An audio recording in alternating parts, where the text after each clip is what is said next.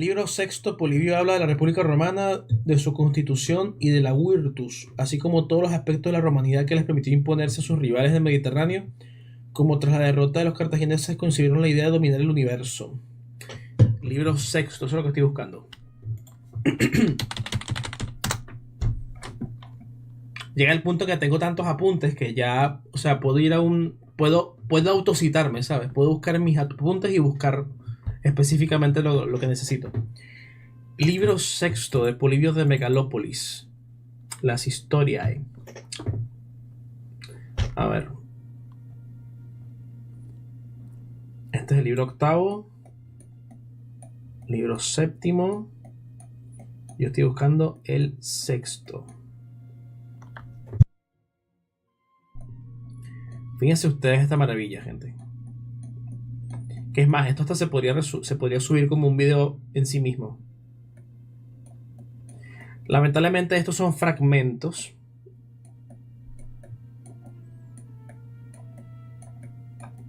No, porque son bastantes... Es que hay de todo aquí, ¿no? Estaba el campamento romano. Ya va. Déjenme buscar la partecita. El ejército romano. Ahí donde Polibio dice que los romanos se adaptan a todo, ¿no?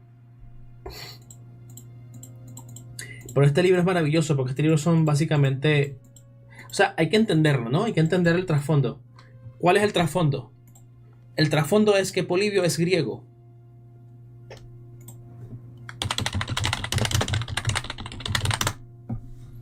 Entonces, vamos a verlo en dos capas. La primera capa es ¿quién es Polibio? Es un griego de élite. Por tanto, estas ideas que tiene Polibio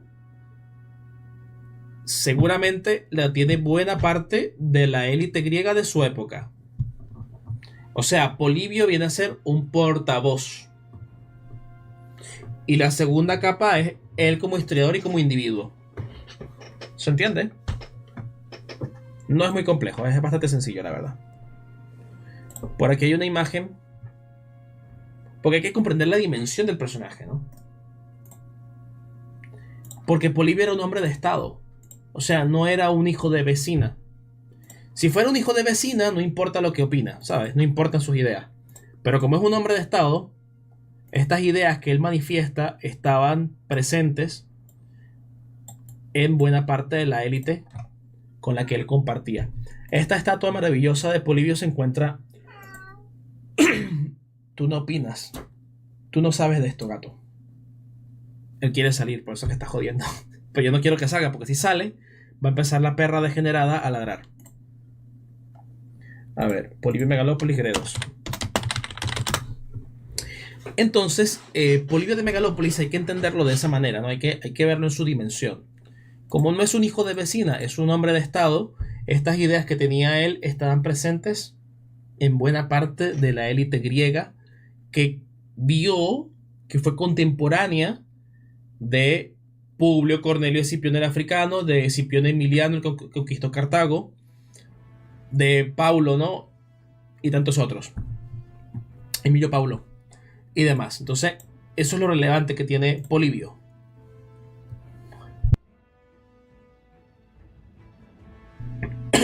A ver.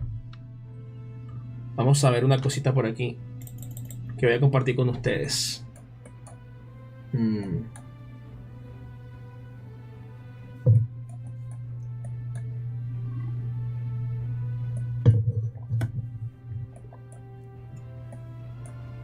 Fíjate lo que dice Polibio. Hay una parte en la obra de él que es a partir del capítulo 3, me parece. Bueno, capítulo, entre comillas. De aquellos estados griegos que con frecuencia han llegado a ser grandes y con frecuencia también han experimentado un cambio total en dirección opuesta, resulta fácil la interpretación del pasado y la predicción de su futuro. En efecto, describir lo que ya se sabe no ofrece dificultades y predecir el futuro no es nada intrincado si nos guiamos por lo que ya ha sucedido.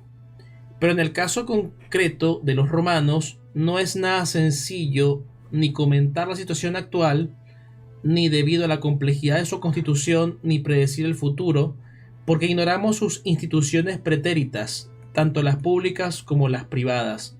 Se precisa, pues, una atención no vulgar en la investigación si se pretende alcanzar una sinopsis nítida de las cualidades distintivas del régimen romano.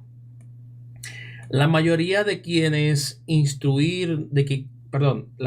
los que quieren instruirnos acerca del tema de las constituciones, casi todos sostienen la existencia de tres tipos de ellas. Llaman a una realeza, a otra aristocracia y a la tercera democracia. Pero creo que sería muy indicado preguntarles si nos proponen estas constituciones como las únicas posibles o bien, por Zeus, solamente como las mejores. Me parece que en ambos casos yerran. En efecto, es evidente que debemos considerar óptima la constitución que se integre de las tres características citadas. De ella hemos encontrado una experiencia no teórica, sino práctica, cuando Licurgo estructuró la primera constitución de los espartanos, que presentaba estas peculiaridades. Sin embargo, tampoco se puede admitir que solo existan estas tres variedades. Hemos visto constituciones monárquicas y tiránicas que, aunque difieran grandemente de la realeza, parece que tengan cierta afinidad con ella. De ahí que todos los monarcas mientan y usen el nombre realeza, mientras les es posible. Han existido también muchas constituciones oligárquicas que parecen tener alguna semejanza con las aristocracias, cuando, por así decir, distan mucho de ellas. Pipas, ¿qué tal? ¿Cómo estás? Y a la misma afirmación es válida para la democracia. La verdad de lo dicho se demuestra por lo siguiente: no todo gobierno de una sola persona ha de ser clasificado inmediatamente como realeza, sino como aquel que es aceptado libremente y ejercido más por la razón que por el miedo o la violencia. Tampoco debemos creer que es aristocracia cualquier oligarquía, solo lo es la presidida por hombres muy justos y prudentes designados por elección. Paralelamente, no debemos declarar que hay democracia allí donde la turba sea dueña de hacer y decretar lo que venga en gana. Esto es importante, y esto es pertinente aún a día de hoy. Atentos. Paralelamente, no debemos declarar que hay democracia allí donde la turba sea dueña de hacer y decretar lo que venga en gana. Bueno, básicamente hoy en día los líderes políticos manejan a las turbas, ¿no?, para que precisamente hagan una cosa u otra. Así que, ojito ahí las definiciones clásicas, ¿no?, sobre lo que es la democracia y lo que no es la democracia. En fin, seguimos. Solo la hay allí donde es costumbre y tradición ancestral venerar a los dioses, honrar a los padres, reverenciar a los ancianos y obedecer a las leyes. Estos sistemas, cuando se impone la opinión mayoritaria, deben ser llamados democracias. O sea, cuando la opinión mayoritaria sea tradicional. Ojo. Hay que afirmar, pues, que existen 6 variedades de constituciones. Las 3 repetidas por todo el mundo que acabamos de mencionar y 3 que le son afines por naturaleza. La monarquía, los gatos, la monarquía, la oligarquía y la demagogia. La primera, que se forma por un proceso espontáneo y natural, es la monarquía. ¿Cuál es el proceso natural de la monarquía?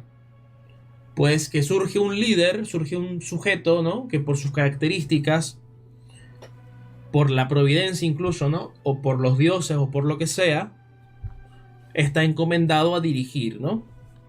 Es el mejor y todos van con el mejor. Muchas veces ese sujeto, ese primer monarca, fue aquel que fundó ciudades, ¿no?, aquel que agrupó tribus y formó los primeros estados. Por eso que la monarquía es lo natural, porque surgió en una época pretérita, cuando el hombre dejó de ser un cazador-recolector y se convirtió en un ciudadano, en un súbdito incluso, porque seguían al mejor de ellos. El mejor de ellos, por lo que sea, por su estirpe, o por temas militares, o por algunos otros, llegó a ser el mejor y todos siguieron al mejor, y ese mejor hizo una familia, y esa familia se convirtió en una dinastía, ¿no? Y ese sistema perduró durante toda la Edad del Bronce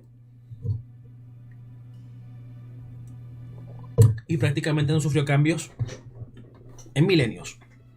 Por eso que es la primera y la natural, ¿no? Y de ella deriva por una preparación y una enmienda la realeza, pero se deteriora y cae en mal que le es congénito, me refiero a la tiranía, de cuya disolución nace la aristocracia. Cuando ésta, por su naturaleza, vira hacia la oligarquía, si las turbas se indignan por las injusticias de sus jefes, nace la democracia. A su vez, la soberbia y el desprecio de las leyes desembocan con el tiempo en la demagogia. Se puede constatar clarísimamente la verdad de mis afirmaciones si nos paramos a pensar en los principios naturales, la génesis, o sea, el inicio, y las transformaciones de cada constitución, porque solo quien considera cómo nace cada una de ellas podrá entender también su desarrollo, su culminación, sus transformaciones, su final y cómo, cuándo, de qué manera acontecen. He creído que esta es la manera más adecuada a mi exposición, principalmente en lo que atañe a la Constitución romana, porque explica naturalmente a partir del principio su estructura y su crecimiento.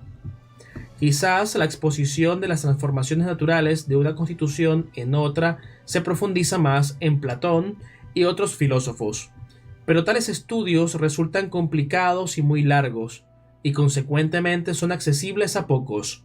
Aquí intentaremos solo llegar a lo que exige la historia política y el nivel medio de la inteligencia. Procuraremos recorrer compendiadamente la materia. Si la presentamos, da la impresión de adolecer de deficiencias por el hecho de ser generalizadora. El examen detallado de los temas tratados a continuación compensará sobradamente las dudas que ahora puedan quedar. Volvemos al tema de las constituciones, ¿no? Dijimos que estaba justamente, según en palabras de Polibio, que esa realeza, ¿no? Esa monarquía derivaba en una tiranía cuando los reyes hacían cuestiones injustas,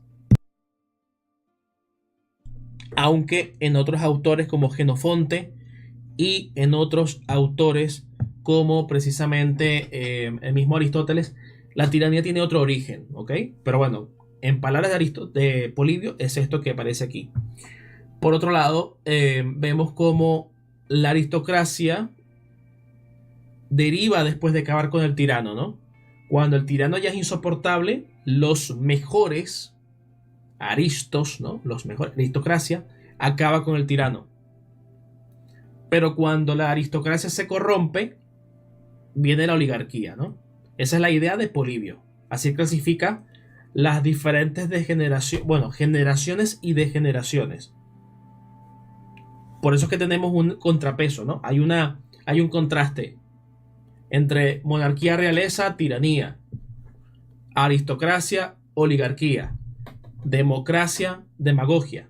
O sea, uno positivo, uno negativo. Porque esto sirve para explicar la visión antigua que indica que la historia del hombre y la historia de las civilizaciones es cíclica. Hay generación y degeneración. Por eso que tenemos esto que ya prácticamente es un meme, ¿no? A ver, tiempos. A ver si lo encuentro y se los muestro.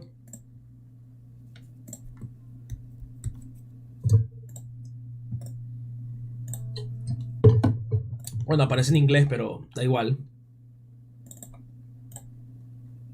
Es esta imagen de acá.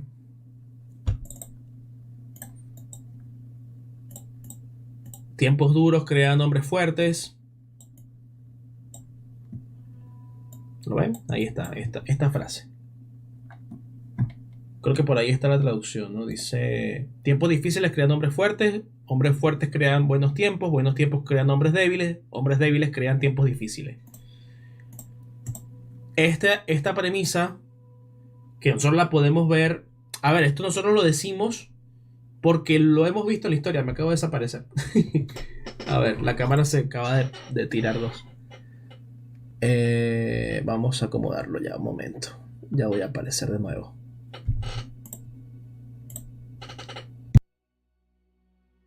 Ahí estamos. Esto es algo que nosotros hemos visto en la historia de la humanidad muchísimas veces. Lo vemos en la historia de Roma, lo vemos en la historia, por ejemplo, de la República Ateniense, de cómo se convierte en imperio y cómo decae, y prácticamente de cualquier civilización. Y lo estamos viendo a día de hoy con Occidente. Esta idea es una idea tradicional. Esta idea estaba presente en los indios de la India, ¿no? Vale aclarar. Esta idea estaba presente en los romanos, esta idea estaba presente en los griegos, esta idea estaba presente prácticamente en todas las civilizaciones a lo largo de la historia. Y esta idea es contraria a la visión positivista de la historia. La visión positivista de la historia es la visión burguesa. Y también es contraria a la idea progresista de la historia. Porque la idea progresista de la historia es de que supuestamente ahora unos señoritos que beben café de Starbucks, que utilizan iPhone, que se pintan las uñas y los cabellos de diferentes colores y las mujeres se dejan pelo en las axilas, ¿no? Ellos se creen la nueva generación iluminada. Ellos creen que siglos y milenios de historia todo el mundo estaba equivocado hasta que llegamos al progreso de ellos, ¿no? Entonces ellos son críticos con este tipo de ideas. Y cuando ellos ven que nosotros decimos este tipo de cosas, dicen, ah, mira, qué ideas desfasadas, ¿no? Porque esto lo señala a ellos como la decadencia de nuestra época. O sea, cuando ellos ven esto, ellos se ven señalados a sí mismos. Y se ven como la historia, porque muchos de ellos conocen algo de historia, ¿no? Lo que pasa es que se engañan a sí mismos. Y los que no se engañan a sí mismos son tontos y otros los engañan. Pero bueno, podemos partir de la base que es algo que ha pasado en la historia y como ya ha pasado tantas veces puede seguir pasando. Entonces bueno, volviendo al caso de Polibio, Polibio te describe diferentes momentos positivos de la historia de una civilización o de una ciudad o de una politeia, ¿no? O de una polis o un imperio, lo que ustedes quieran, un reino, lo que sea. Y cómo decae, se degenera y surge otra cosa. Porque es cíclico, ¿no?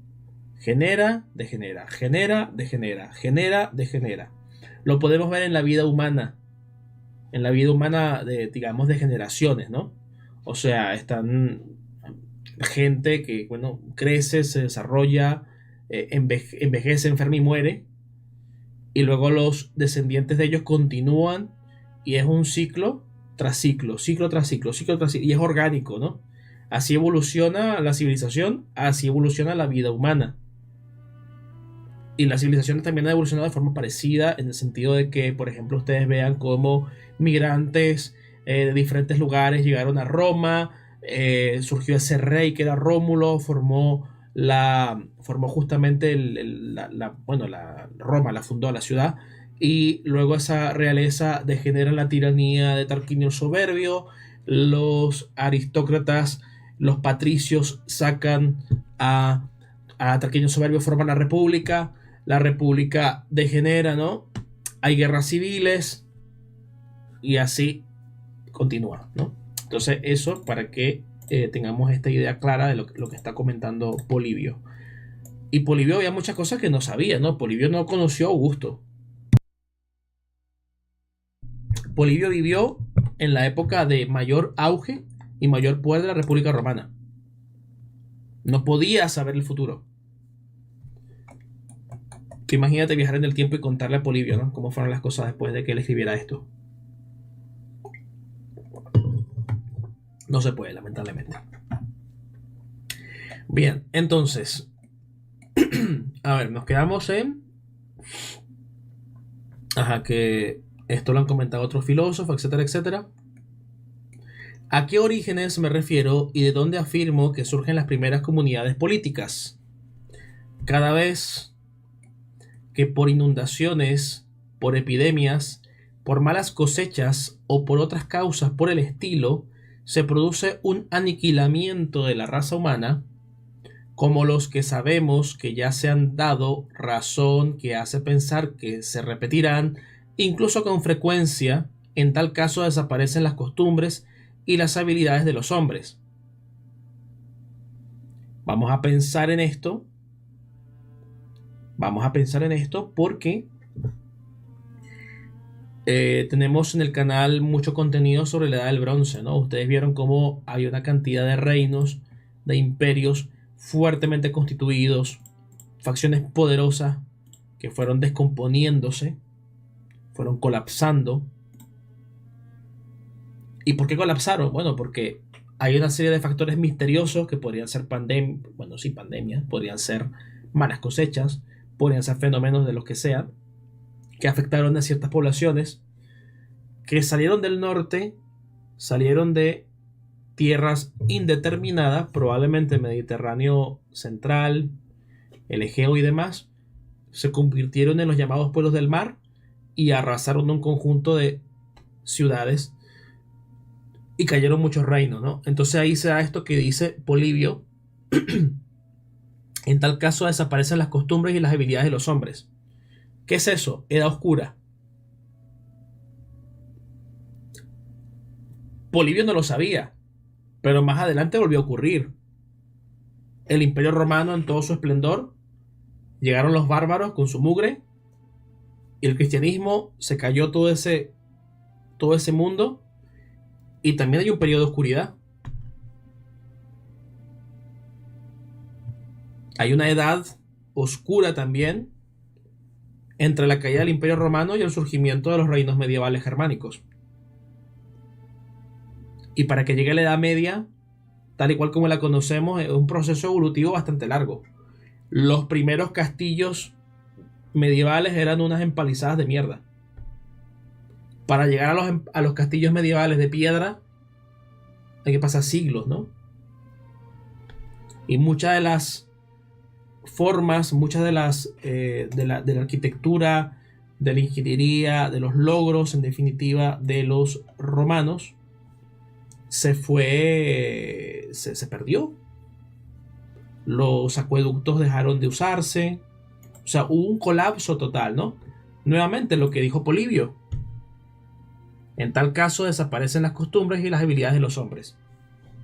Entonces tiene que pasar tiempo para que haya un renacimiento.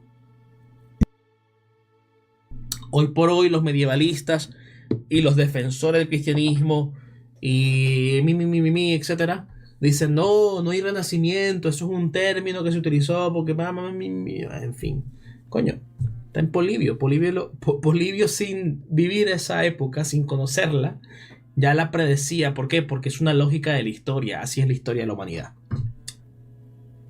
Continúa Polibio, dice: cuando los supervivientes se multiplican de nuevo como una simiente y a medida que transcurre el tiempo llegan a ser multitud, entonces ocurre por descontado lo mismo que con los seres vivos restantes.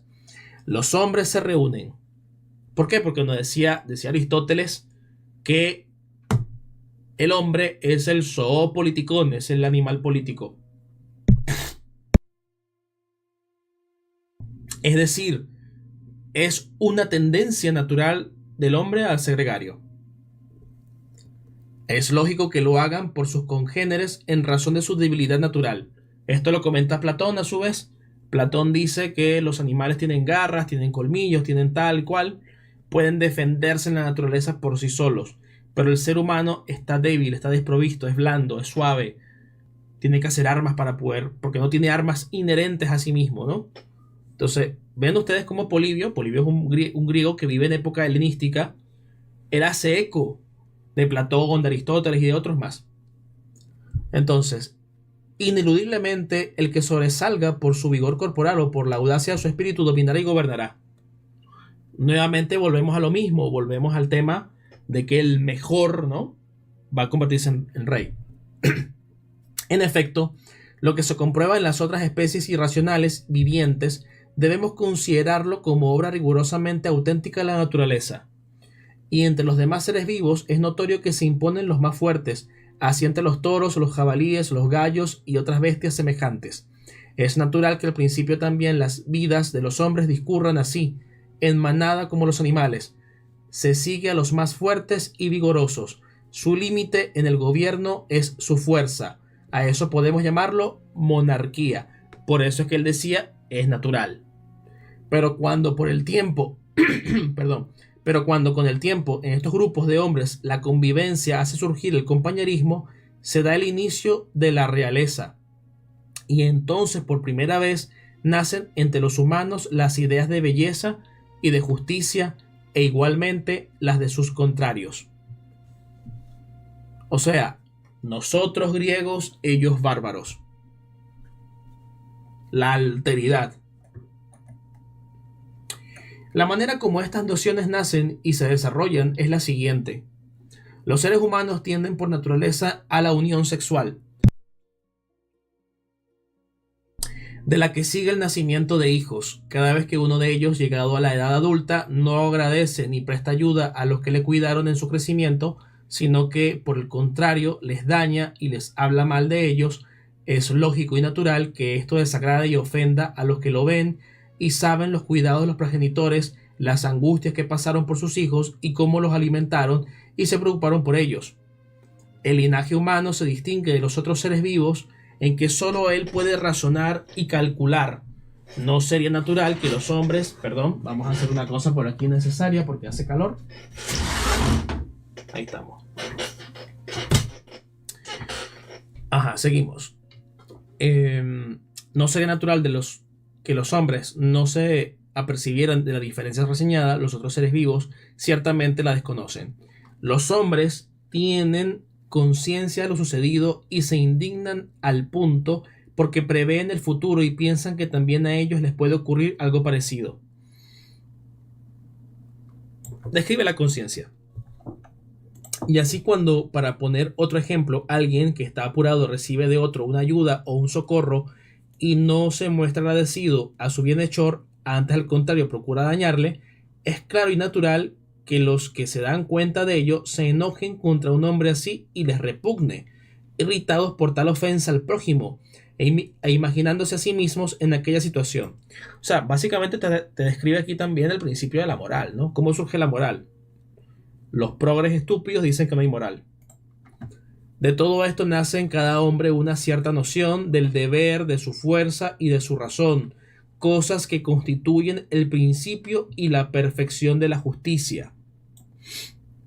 De modo semejante, siempre que un hombre defienda a los restantes en un riesgo y se oponga y resista la arremetida de los animales más fuertes, es natural que la masa del pueblo le otorgue distintivos de honor y de favor. Por tanto, ahí se está encumbrando no solamente a un individuo, sino probablemente también a una élite. O incluso hasta se les podría justificar darle ciertos tributos y ciertos tratos precisamente porque es un bienhechor, ¿no?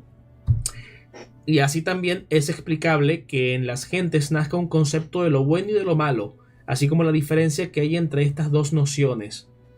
La primera será objeto de imitación y de emulación por las ventajas que comporta, la segunda lo será de repulsa. Cuando entre estos hombres el jefe, el que detenta la suprema autoridad, pone su fuerza de acuerdo con las nociones citadas en armonía con los pareceres de la multitud, de modo que sus súbditos llegan a creer que dada a cada uno lo que merece, aquí ya no actúa el miedo a la fuerza bruta, es más bien por una adhesión a su juicio, por lo que se le obedece y se conviene en conservarle el poder incluso cuando envejece. Le protegen y combaten a su favor contra los que conspiran para derrocarlo. De esta manera se pasa inadvertidamente de la monarquía a la realeza, cuando la supremacía pasa de la ferocidad y de la fuerza bruta a la razón. Por tanto, se puede ver claramente que un resultado lógico y razonable de ese poder de ese hombre bienhechor va a contribuir a la preservación de su linaje. Por eso se habla de realeza, ¿no? Así se forma naturalmente entre los hombres la primera noción de justicia y de belleza y de sus contrarios. Este es el principio y la génesis de la realeza auténtica. Y el poder es reservado no solamente a estos reyes, sino también a sus descendientes, al menos en la mayoría de los casos, pues el pueblo cree que los engendrados por tales hombres y educados por ellos tendrán unas disposiciones semejantes. Si eventualmente los descendientes de estos reyes son causa de disgusto, la elección de nuevos reyes y de gobernantes ya no se hace según el vigor corporal o el coraje, sino según la superioridad de juicio y de razón, pues las gentes ya tienen experiencia basada en las mismas obras de las diferencias existentes entre los dos tipos de cualidades. Entonces aquí viene a jugar un papel importante la memoria y por tanto la historia. Antiguamente, una vez elegidos para la realeza, los que detentaban esta potestad envejecían en ella, fortificaban y amurallaban los lugares estratégicos y adquirían tierras, tanto por razones de seguridad como para garantizar abundancia lo necesario a sus subordinados. Al propio tiempo, el afanarse por esto les libraba de toda calumnia y envidia, porque ni en los vestidos, ni en las comidas, ni en las bebidas se distinguían de los demás. Estamos hablando de reyes de un periodo arcaico, ojo. Llevaban una vida muy semejante a la de sus conciudadanos, pues en realidad compartían la del pueblo. Pero cuando los que llegaban a la regencia por sucesión y por derecho de familia dispusieron de lo suficiente para su seguridad y de más de lo suficiente para su manutención, entonces tal sobreabundancia les hizo ceder a sus pasiones y juzgaron indispensable que los gobernantes poseyeran vestidos superiores a los de los súbditos, disfrutaran de placeres y de vajilla distinta y más cara en las comidas, y que en el amor, incluso en el ilícito, nadie pudiera oponérseles. Entonces aquí hay una degeneración de la monarquía. De ahí surgió la envidia y la repulsa, que a su vez causó odio y una irritación maligna. En suma, la realeza degeneró en tiranía, principio de disolución y motivo de conspiraciones entre los gobernados. Los complots los organizaban no precisamente la chusma, sino hombres magnánimos, nobles y valientes, porque eran ellos los que menos podían soportar las insolencias de los tiranos. ¿Qué tal, Oriana? ¿Cómo estás? La masa, cuando recibe caudillos, junta su fuerza a la de ellos por las causas ya citadas y elimina totalmente el sistema real y el monárquico. Entonces empieza y se desarrolla la aristocracia. El pueblo, en efecto, para demostrar al instante su gratitud a los que derribaron la monarquía, les convierte en sus gobernantes y acude a ellos para resolver sus problemas. Entonces aquí nos hace eco la historia de Tarquinio el Soberbio y el surgimiento de la República, ¿no? Al principio, estas nuevas autoridades se contentaban con la misión recibida y antepusieron a todo el interés de la comunidad. En latín, res publica, la cosa pública, la cosa del común, del bien común. Trataban los asuntos del pueblo, los públicos y los privados, con un cuidado prudente. Pero cuando, a su vez, los hijos heredaron el poder de sus padres, por su inexperiencia, de desgracias, por su desconocimiento total de lo que es la igualdad política y la libertad de expresión, rodeados desde la niñez del poder y la preeminencia de sus progenitores, unos cayeron en la avaricia y en la codicia de riquezas injustas, otros se dieron a comilonas y a la embriaguez y a los excesos que las acompañan, otros hicieron cosas con mujeres sin su consentimiento, no voy a decir esa palabra porque si no tenemos problema, y raptaron adolescentes. En una palabra, convirtieron la democracia en oligarquía. Suscitaron otra vez en la masa sentimientos similares a los descritos más arriba. La cosa acabó en una revolución idéntica a la que hubo cuando los tiranos cayeron en desgracia. ¿Quién es el autor? Polibio de Megalópolis. Voy a poner por ahí el texto para que no... Bueno, aquí lo dice, ¿no? Pero lo que pasa es que está muy clarito. A ver. Pone aquí Polibio.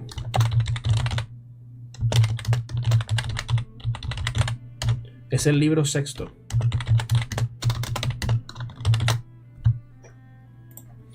Esto yo estoy completamente, total y absolutamente seguro que no se lo enseña absolutamente más nadie. Son cosas que solamente pueden ver en este canal. Vamos a ponerlo aquí. Ahí, mira, ahí quedó. Seguimos, porque todavía falta. Pues está bueno, ¿verdad?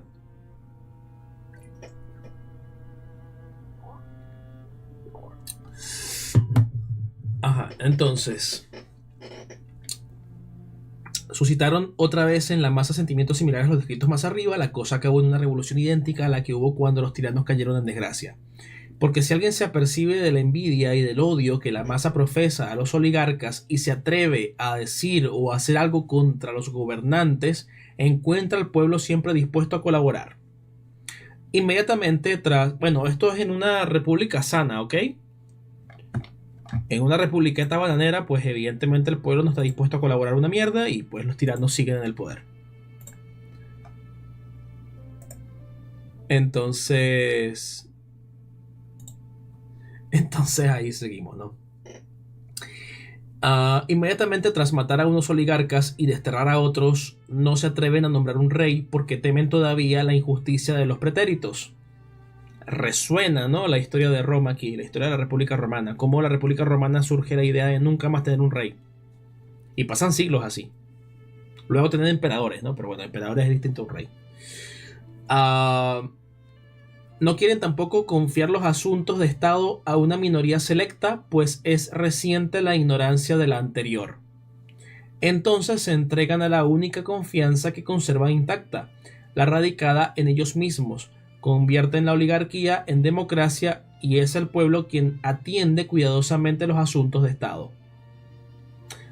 Si nosotros leemos la constitución de los atenienses de Jenofonte, vamos a ver cuáles son los problemas que tiene esto, ¿ok? Porque tiene problemas graves. Mientras viven algunos de los que han conocido los excesos oligárquicos, el orden de las cosas actual resulta satisfactorio y se tienen en el máximo aprecio la igualdad y la libertad de expresión. Pero cuando aparecen los jóvenes y la democracia es transmitida a una tercera generación, esta habituada ya al vivir democrático no da ninguna importancia a la igualdad y a la libertad de expresión. Hay algunos que pretenden recibir más honores que otros. Caen en esto principalmente los que son más ricos. Bueno, y los que después lo ven defendiendo minorías, ¿no? Y todo el tema. Y entonces andan con el dedo señalando a quienes no defienden a esas minorías.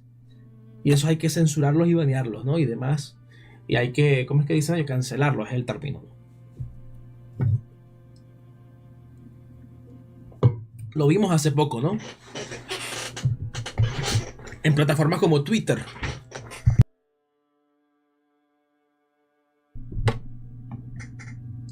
Bueno. Al punto que experimentan la ambición de poder sin lograr satisfacerla por sí mismos ni por sus dotes personales, dilapidan su patrimonio empleando todos los medios posibles para corromper y engañar al pueblo. En consecuencia, cuando han convertido al vulgo poseído de una sed insensata de gloria en parásito y venal, se disuelve la democracia y aquello se convierte en el gobierno de la fuerza y de la violencia, lo que viene a ser estados fallidos, guerras civiles, movidas varias, ¿no? Porque las gentes acostumbradas a devorar los bienes ajenos y a hacer que su subsistencia dependa del vecino, cuando dan con un cabecilla arrogante y emprendedor, al que con todo su pobreza excluye de los honores públicos, desembocan en la violencia. La masa se agrupa en torno de aquel hombre y promueve degollinas y huidas, y suena por ahí el grito de Equalité, no liberté, Revolución Francesa. En fin, redistribuye las tierras y en su ferocidad vuelve a caer en un régimen monárquico y tiránico. ¿Se dan cuenta de una cosa interesante que hay aquí con todo esto? En la mentalidad clásica, helenística, en suma griega y romana, se tiene la idea de que las constituciones de los estados son una evolución y degradación constante. Entonces, como que no hay que luchar por preservar ningún sistema en sí mismo, ¿no? Porque los sistemas están condenados a disolverse y a generarse nuevamente. Esa es la mentalidad antigua, porque la mentalidad antigua concibe la historia como un fenómeno cíclico. La mentalidad posmoderna decadente sostiene que hay que sostener, que hay que mantener como sea a toda costa el sistema actual. Y automáticamente se horrorizan, lloran y se lamentan cuando sospechan que alguien está a punto de cambiar el sistema actual. Así sea, no disolverlo, pero cambiarlo un poquito.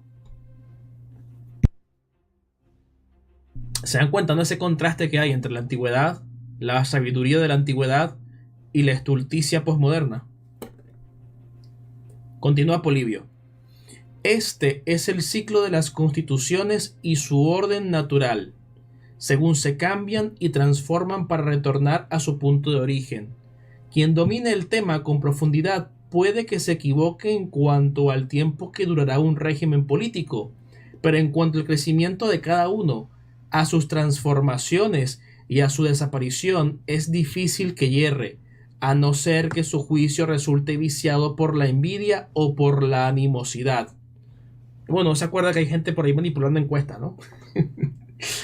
En lo que particularmente atañe a la Constitución romana, que es la que nos interesa, lógicamente, es principalmente a partir de estas consideraciones cómo llegaremos a entender su formación, su desarrollo y su culminación, y al propio tiempo el cambio en dirección inversa que se producirá a partir de este estado.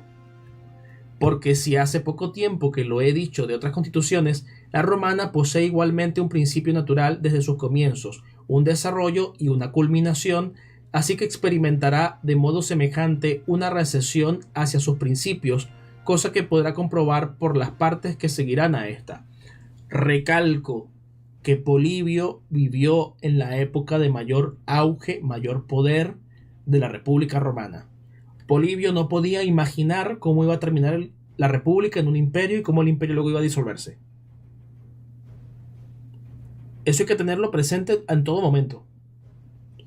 Porque si lo tenemos presente en todo momento, valoraremos más la trascendencia de la obra de Polibio y de su pensamiento, lógicamente, ¿no? De momento trataré brevemente la legislación de Licurgo, tema que no se sale del marco de mis designios.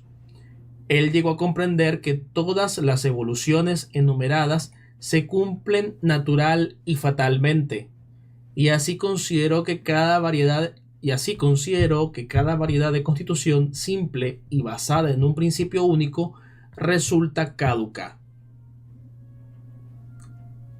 Sí, siempre va imperio. Degenera muy pronto en la forma viciosa inferior que le sigue naturalmente. Una comparación, el orín para el hierro y la carcoma y ciertos gusanos para la madera son enfermedades congénitas que llegan a destruir estos materiales incluso cuando no sufren ningún daño exterior. De modo no distinto, con cada una de las constituciones nace una cierta enfermedad que se sigue de ella naturalmente. O sea, cada constitución, léase cada estado, cada reino, cada país, cada devenir histórico en sí mismo, tiene en su mismo origen las fuerzas naturales propias que lo van a hundir. Con la realeza nace el desmejoramiento llamado tiranía, con la aristocracia el mal llamado oligarquía, y con la democracia germina el salvajismo de la fuerza bruta. Y es inevitable que con el tiempo todos los regímenes políticos citados anteriormente no degeneren en sus inferiores, según el razonamiento que acabo de apuntar. Licurgo lo previó y promulgó una institución no simple ni homogénea, sino que junto con en una de las peculiaridades y las virtudes de las constituciones mejores. Así evitaba que alguna de ellas se desarrollara más de lo necesario y derivara hacia su desmejoramiento congénito. Neutralizada por las otras, la potencia de cada constitución, ninguna tendría un sobrepeso ni prevalecería demasiado, sino que equilibrada y sostenida en su nivel, se conservaría en este estado el máximo tiempo posible, según la imagen de la navegación con viento contrario. En otras palabras, en la formación de Esparta hay una serie de instituciones que en sí mismas tienen elementos de las constituciones conocidas.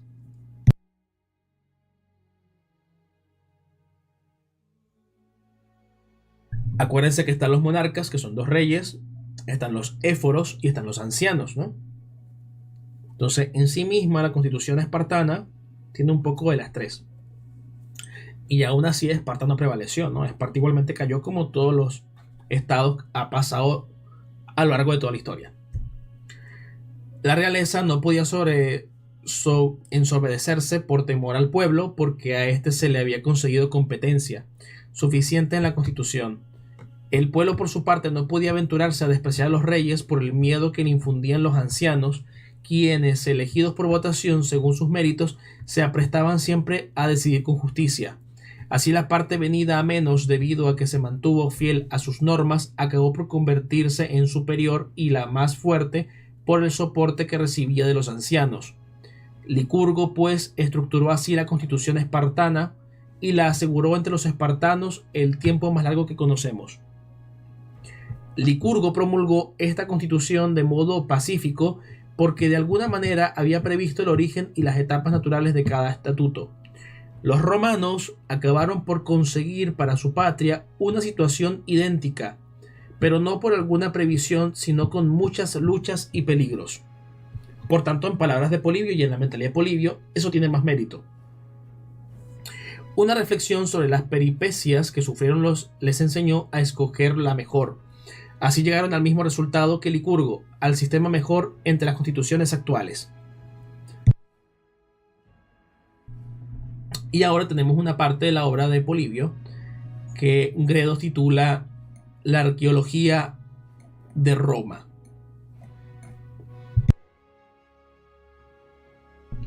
Yo ando ya jodido porque como he leído corrido tanto rato impostando la voz. Pero bueno, agüita y seguimos.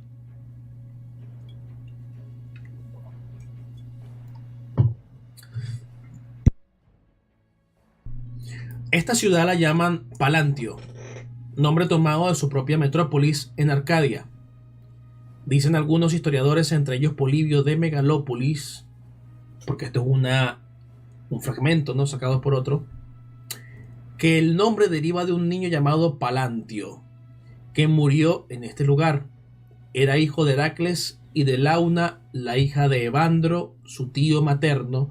La montó en un túmulo en lo alto de un ótero y denominó al lugar Palantio según el nombre del niño. Esto lo comenta Dioniso de Halicarnaso.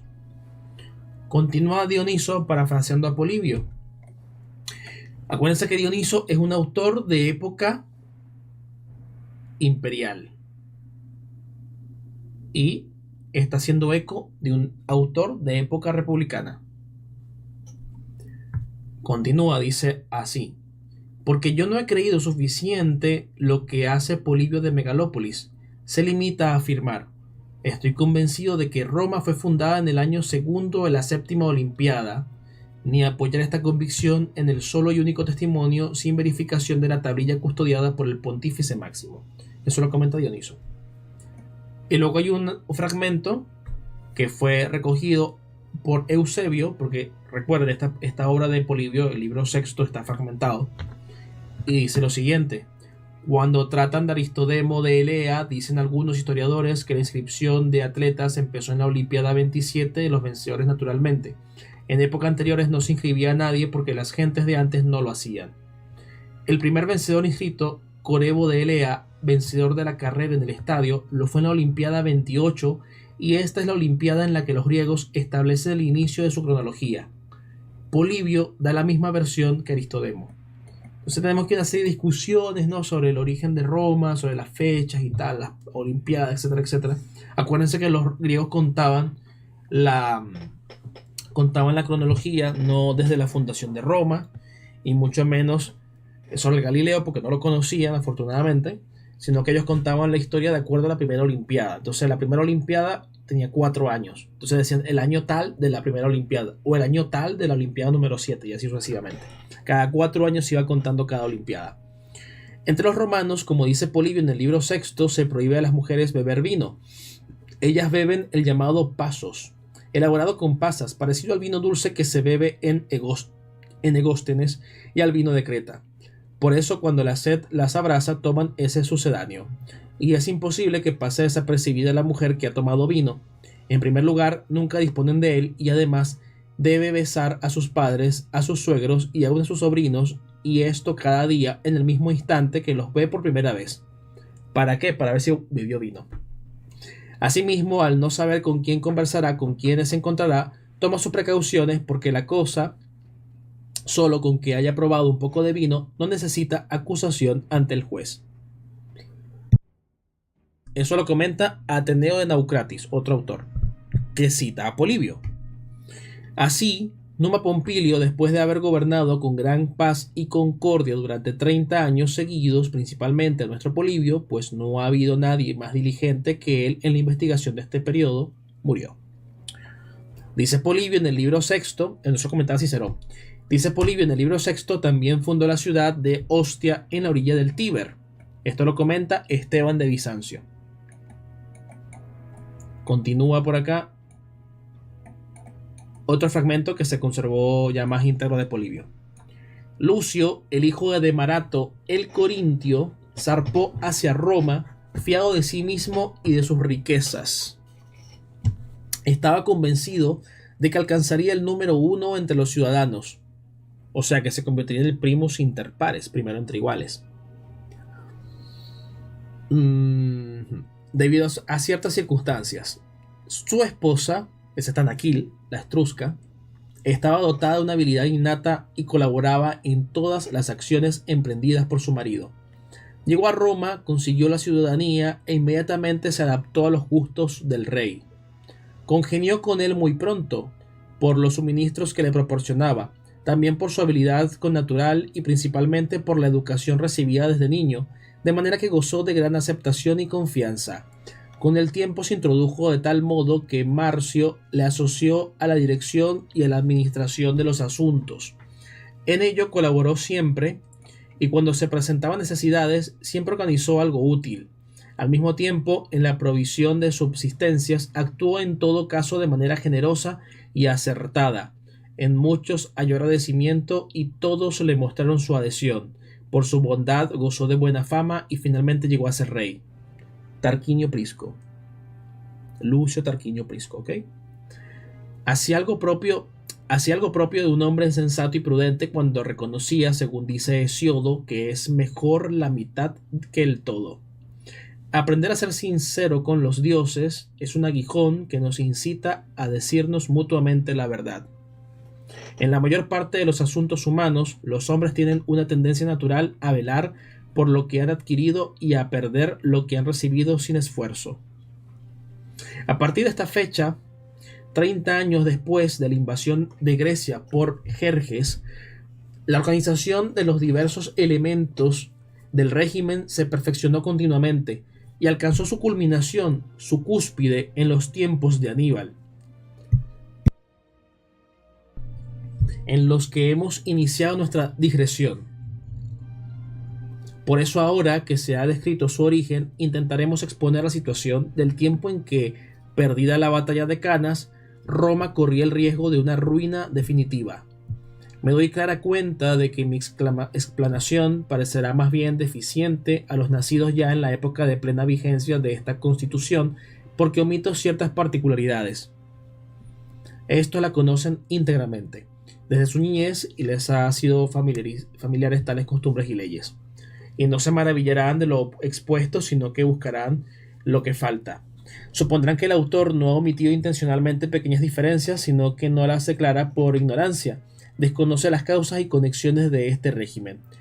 Si yo las hubiera mencionado, no lo habría admirado, diciendo que son detalles superfluos, pero puesto que las omito, las buscan y las declaran indispensables, porque quieren parecer más sabios que los historiadores. Pero un crítico justo no puede valorar a los autores según sus omisiones, sino según sus afirmaciones. Si en ellas dan algo falso, puede concluir que las omisiones se deben a ignorancia, pero si todo lo que dice es exacto, han de conceder que las omisiones no se deben a ignorancia, sino que se han hecho con toda intención. Bueno, básicamente Polibio siempre opina, ¿no?, este tipo de cosas porque lo hace de forma preventiva ante bueno, las ideas que surgirán por parte de sus críticos, porque todos los autores griegos tienen montones de críticos. Esto es lo que yo he pretendido aclarar sobre los que juzgan a los autores interesadamente y no con justicia. Un tema examinado oportunamente puede ser aprobado o desaprobado con toda razón, pero si su examen es inoportuno y se hace no en su contexto adecuado, la afirmación más exacta y verdadera hecha por un autor no solo parecerá inaceptable, sino incluso absurda.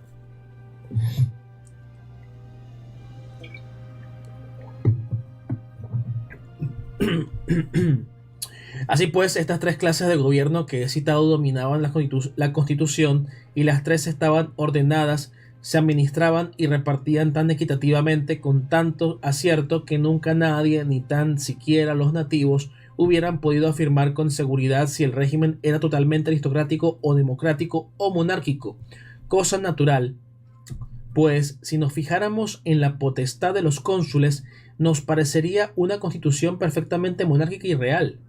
Si atendiéramos a la del Senado aristocrática y si consideráramos el poder del pueblo en los comicios y demás, ¿no?, nos daría la impresión de encontrarnos sin ambajes ante una democracia. Entonces, fíjense ustedes que hay una correlación directa entre lo que hace precisamente Esparta en su mejor momento con lo que hace la República Romana en su mejor momento. Lo entretenido del caso es que los romanos, cuando fueron a formar su república, enviaron embajadores a Atenas para aprender cómo lo hacían en Atenas. Pero siempre los autores que son posteriores encomiendan más el modelo espartano. Los tipos de competencia que cada parte entonces obtuvo y que con leves modificaciones posee todavía en la Constitución romana se exponen a continuación. Los cónsules, mientras están en Roma y no salen de campaña con las legiones, tienen competencia sobre todos los negocios públicos. Los magistrados restantes les están subordinados y les obedecen, a excepción de los tribunos. También corresponde a los cónsules presentar las embajadas al Senado.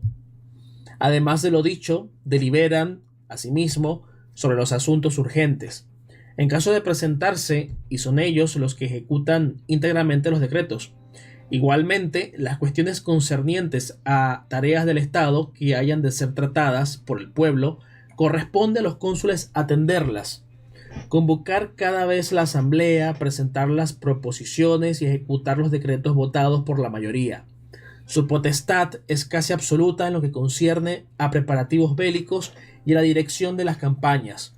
Pueden impartir las órdenes que quieran a las tropas aliadas, nombrar los tribunos militares, alistar soldados y escoger a los más aptos. Además, en campaña tienen la potestad de infligir cualquier castigo a sus subordinados. Disponen a su arbitrio, de los fondos públicos. Les acompaña siempre un cuestor, presto a cumplir las órdenes recibidas.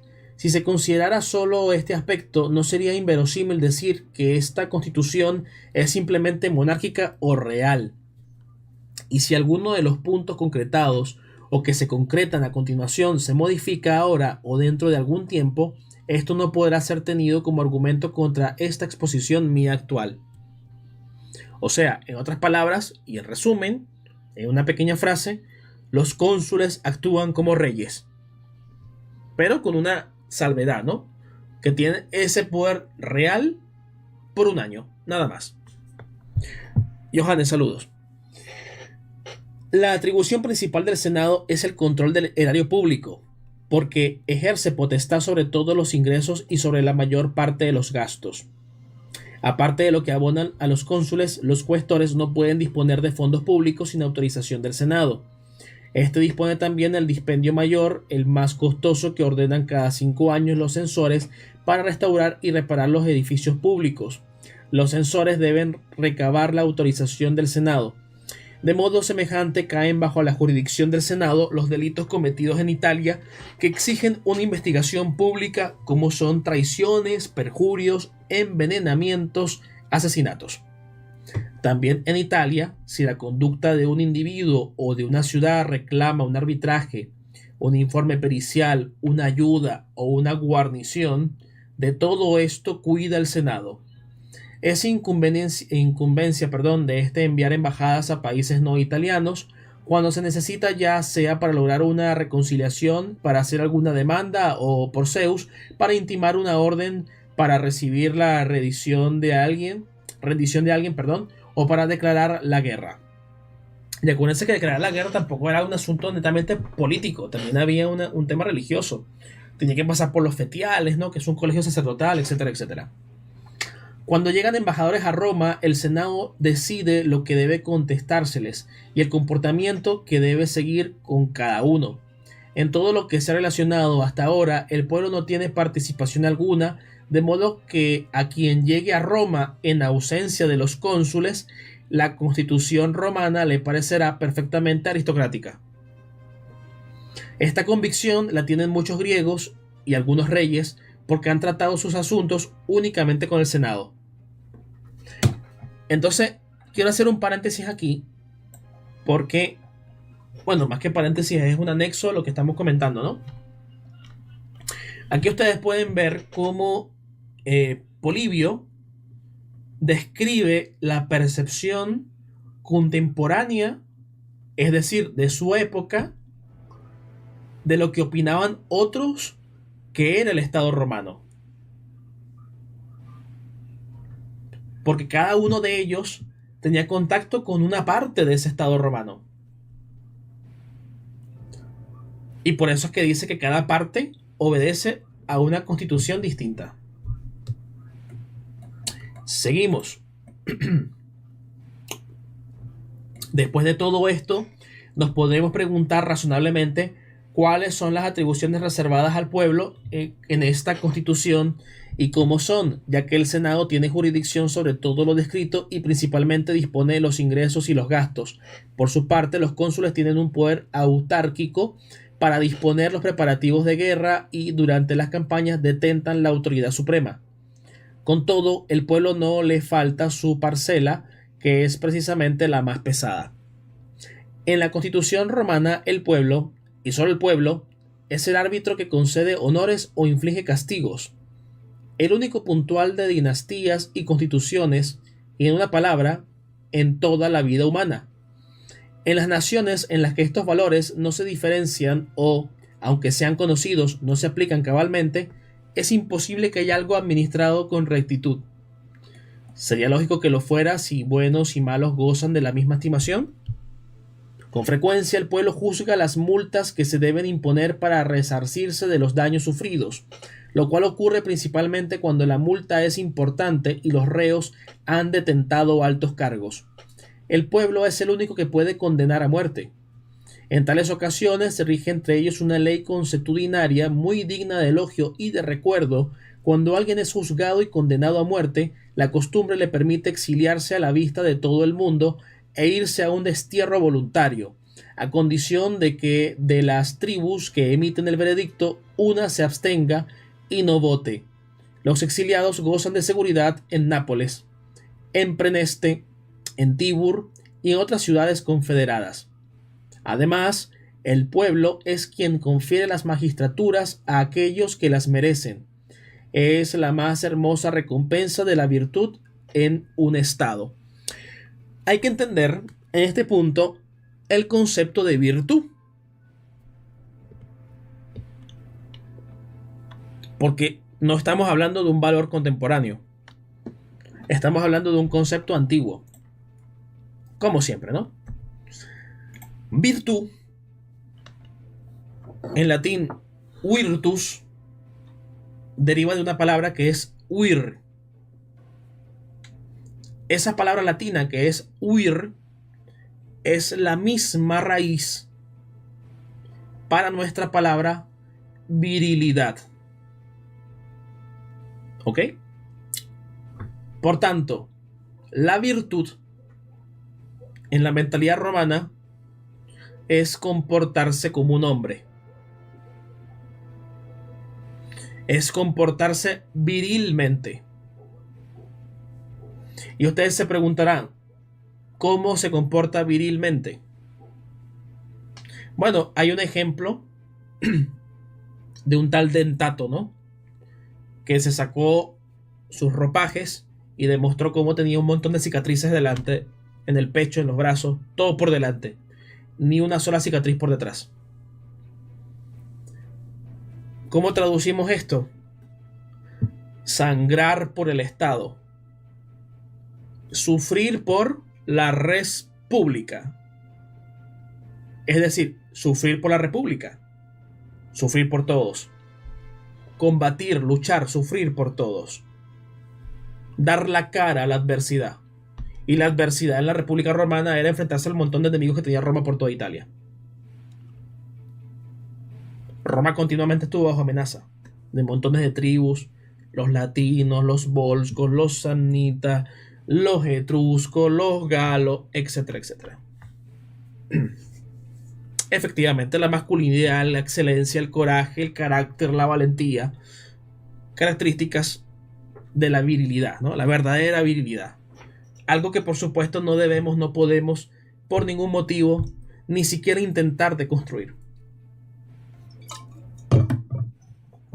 Y quienes quieren deconstruir eso son impíos. Entonces, seguimos. El pueblo es soberano cuando se trata de votar las leyes. Su máxima atribución es deliberar sobre la paz y la guerra y también sobre las alianzas, tratados de paz y pactos. Es el pueblo quien lo ratifica todo o lo contrario. De manera que no es un error decir que el pueblo goza de grandes atribuciones en la Constitución romana y que ésta es democrática. O sea, los cónsules son reyes, los patricios son aristócratas y el pueblo es democrático. Las tres constituciones en de una.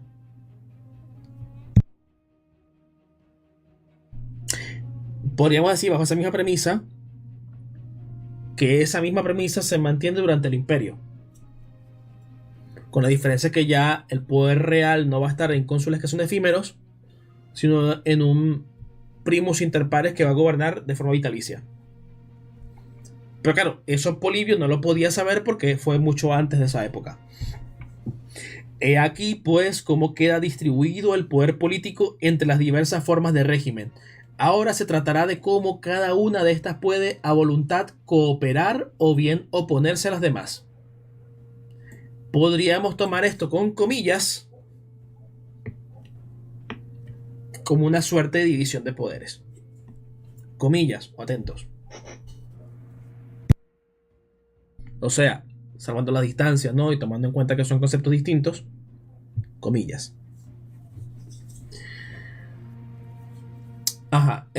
Los cónsules, cuando han alcanzado la potestad escrita y salen de campaña, dan la impresión de detentar un poder absoluto para el cumplimiento de su misión, pero en realidad necesitan del Senado y del pueblo, y sin ellos son incapaces de realizar totalmente su cometido. Fíjense ustedes lo hermoso que es la antigüedad, ¿no? Porque en la antigüedad ni se planteaban la idea impía, malévola, de que había una lucha de clases, ¿no? De que tenían que estar peleados unos con otros para alcanzar igualdad social. No, eso no está aquí. No existe. No se asoma, ni siquiera. Es evidente que las tropas deben recibir suministros continuamente y sin un decreto del Senado los campamentos no pueden recibir provisiones ni de trigo, ni de vino, ni de pan, de manera que si el Senado se propusiera ser negligente o entorpecer las cosas, los designios de los generales no podrían cumplirse. Depende también del Senado que los planes o las decisiones de los generales se cumplan o no, porque transcurrido un año es él quien envía un segundo general o bien prorroga el mando del que está en activo. Asimismo, es de su incumbencia celebrar con pompa y esplendor los éxitos de los generales o, al contrario, quitarles importancia y atenuarlos.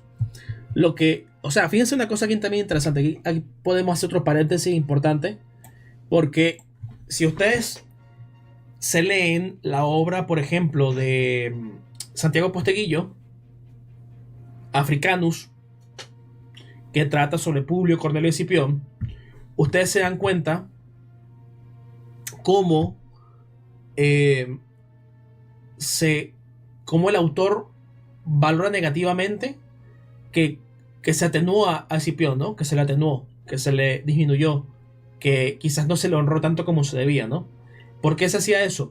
Porque era para mantener ese statu quo, para mantener ese equilibrio dentro de la república, ¿no? Porque era una república precisamente, no era otra cosa.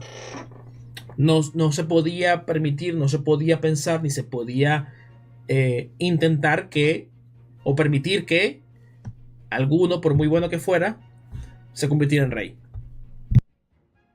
O en algo parecido. Entonces, la mentalidad, por eso que yo siempre les digo, no tomen las novelas como fuente, porque las novelas tienen las ideas de los autores contemporáneos, que poco tienen que ver con las ideas antiguas. Lo que entre los romanos se llama el triunfo, mediante lo cual se pone a la vista de los ciudadanos una imagen clara de las hazañas realizadas por los generales, no se puede organizar con toda su magnificencia y, a veces, ni tan siquiera organizarse, sin el consentimiento del Senado, que concede la asignación correspondiente para tal celebración. A los cónsules les es imprescindible gozar de popularidad, incluso cuando su ausencia de la ciudad es ya muy prolongada, porque el pueblo, como dije más arriba, es quien ratifica o no los tratados de paz y los pactos. Lo más principal es que al dejar el cargo deben rendir cuentas de su actuación, de manera que los cónsules no pueden en ningún caso confiarse y descuidar la adhesión del pueblo o del Senado.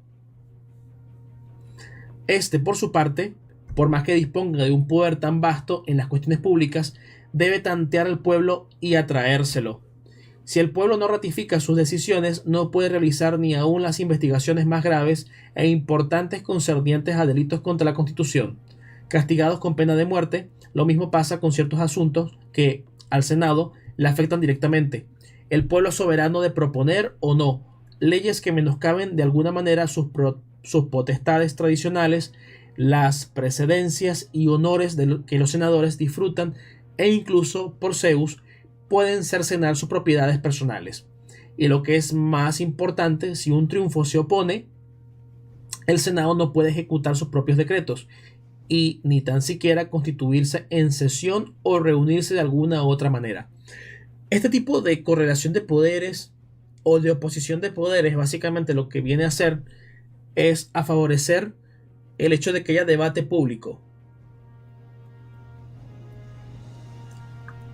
a que no haya una parte que se imponga por encima del resto y a que en suma tengan que negociar para poder concretar alguna cosa.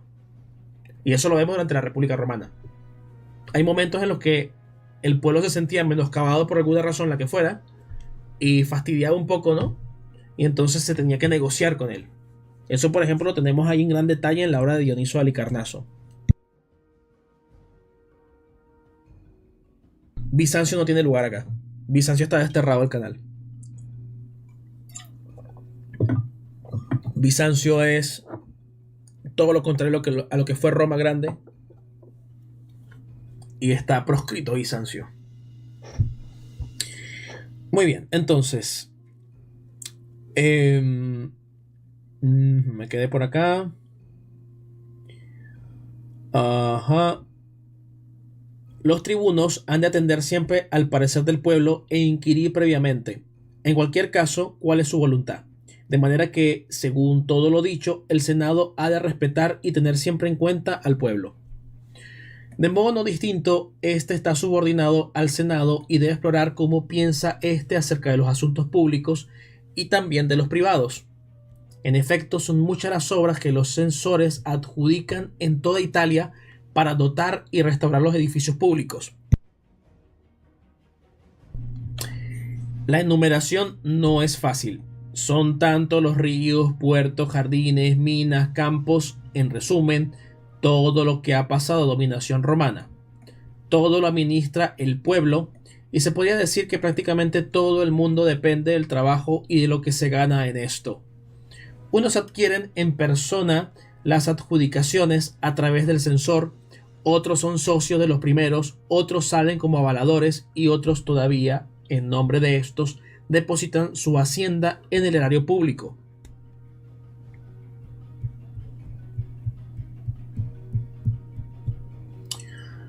Todo lo que se ha dicho cae bajo la incumbencia del Senado porque puede conceder una prórroga.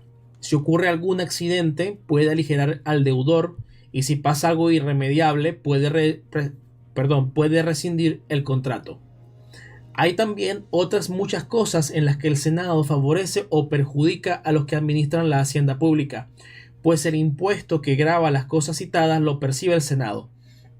Sin embargo, lo más importante es que para la mayoría de los asuntos, tanto públicos como privados, cuando la acusación es de cierta importancia, los jueces son senadores. De modo que los ciudadanos, sin excepción, dependen del beneplácito del Senado y temen la posibilidad de encontrarse en apuros. Por eso van con mucho tiento si se trata de resistir o de entorpecer sus decisiones. O sea, al pueblo le interesa ser bien visto por el Senado. Por lo demás es complicado ser bien visto por el Senado, ¿ok? Eso también hay que tomarlo en cuenta. Asimismo, difícilmente se oponen a las de los cónsules, ya que si se da el caso de una campaña, caen bajo su potestad tanto particular como colectivamente. Este es el poder de cada uno de los elementos del sistema en lo que se refiere a favorecerse o a perjudicarse mutuamente. En cualquier situación, esta estructura se mantiene debidamente equilibrada, tanto que resulta imposible encontrar una constitución superior a esta. Siempre que una amenaza exterior común obliga a estos tres estamentos a ponerse de acuerdo, la fuerza de esta constitución es tan imponente, surte tales efectos, que no solamente no se retrasa nada de lo imprescindible, sino que todo el mundo delibera sobre el aprieto, y lo que se decide se realiza al instante, porque los ciudadanos, sin excepción, en público y en privado, ayudan al cumplimiento de los decretos promulgados. De ahí que llegue a ser increíble la fuerza de esta constitución para llevar siempre a buen término lo que se haya acordado. Sin embargo, cuando los romanos se ven libres de amenazas exteriores y viven en el placer de la abundancia conseguida por sus victorias, disfrutan de gran felicidad y, vencidos por la adulación y la molicie, se tornan insolentes y soberbios, cosa que suele ocurrir en cuando se comprende mejor la ayuda que por sí misma les presta su constitución. En efecto, cuando una parte empieza a engreírse, a promover altercados y se interroga un poder superior al que le corresponde, y se irroga, que es distinta la palabra, irroga, o sea, rogar, o sea, tomar algo que no corresponde, básicamente, y se irroga un poder superior al que le corresponde, es notorio que, al no ser los tres brazos independientes, como ya se ha explicado, ninguno de ellos llegaban a gloriarse demasiado y no desdeña a los restantes, de modo que todo queda en su lugar, unas cosas refrendadas en su ímpetu y las restantes porque desde el comienzo temen la interferencia de otras próximas.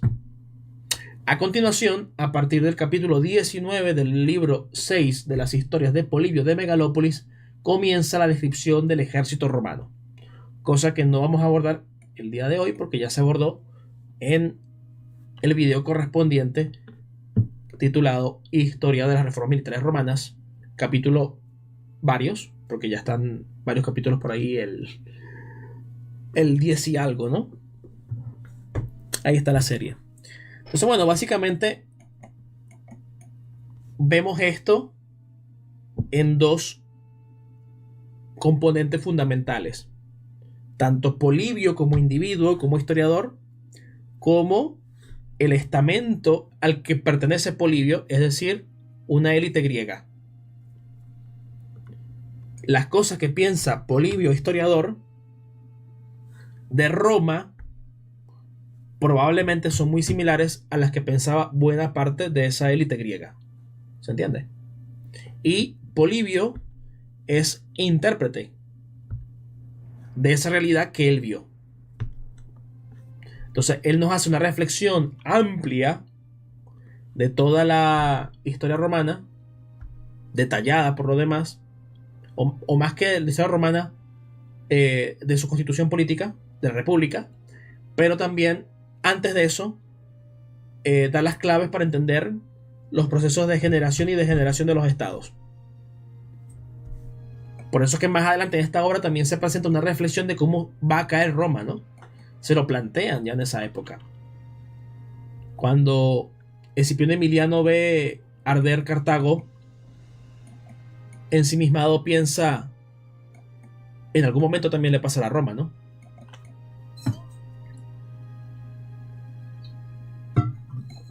Más adelante el autor hace una comparación también entre la constitución ateniense, la cartaginesa y la romana. Vemos que él la vio más similar a la espartana.